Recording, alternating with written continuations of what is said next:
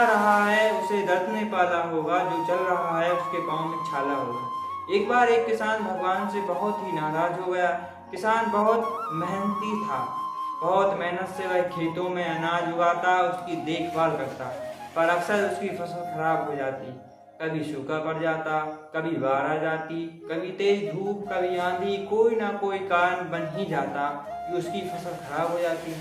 एक दिन वह किसान गुस्से में आसमान की ओर देखकर भगवान से कहा, ईश्वर, आप लोग सर्वज्ञाता मानते हैं कि आप सब जानते हैं, कहते हैं कि आपकी इच्छा के बिना एक भी पत्ता नहीं हिलता, पर मुझे तो लगता है कि आप छोटी सी छोटी बात भी नहीं जानते। आपको तो यह भी नहीं पता कि खेती बाड़ी कैसे करते हैं।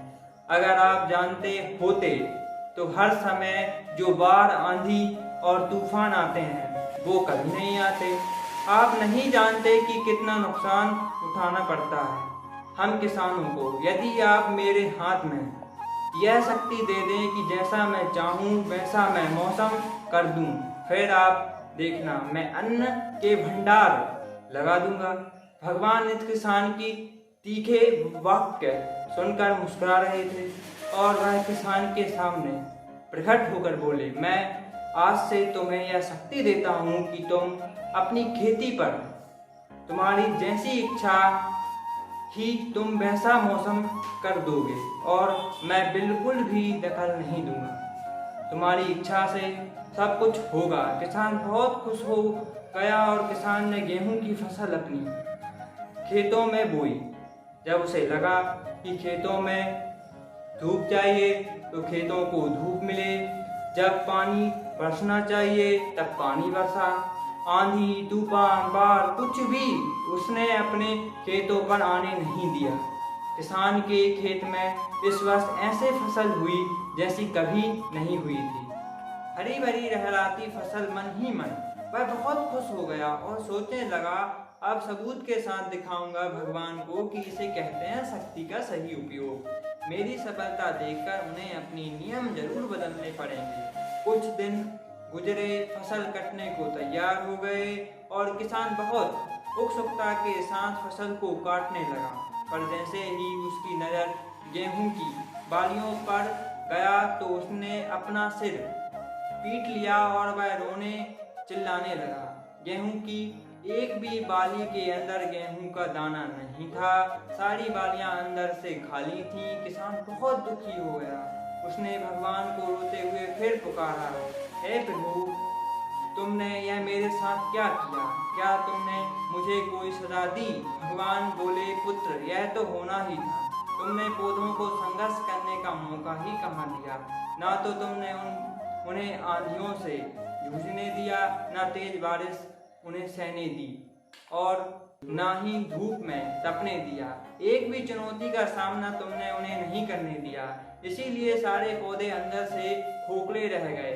जब आंधी, तूफान, तेज बारिश और धूप पड़ती है तभी यह पौधे अपने अस्तित्व को बचाने के लिए संघर्ष करते हैं और इसी संघर्ष से एक बल पैदा होता है जिसमें शक्ति होती है, ऊर्जा होती है और यह ऊर्जा पूर्ति तेरे गेहूं के दानों की तरह जो नहीं फूटी। तूने उन्हें कठिन परिस्थितियों से गुजरने ही नहीं दिया जहां उनके अस्तित्व का जन्म होता। सारी बालियां इसीलिए खाली हैं, इसमें एक भी गेहूं का दाना इसीलिए नहीं है क्योंकि तुमने अपने पौधों को संघर्ष कराया ही नहीं। याद रखिए, स्वर्ण में स्वर्णीय आभा तभी आती है जब वह आग में तपने, गलने और हथौड़े से पीटने जैसे संघर्षों से गुजरता है। कोयला का टुकड़ा हीरा तभी बनता है जब वह उच्च दाब और उच्च ताप की मुश्किल परिस्थितियों से गुजरता है। इसी तरह यदि हमारी जिंदगी में कोई संघर्ष ही ना हो, कोई चुनौती ही ना हो, तो हम भी गेहूं की बालियों की तरह खोखले रह जाएंगे।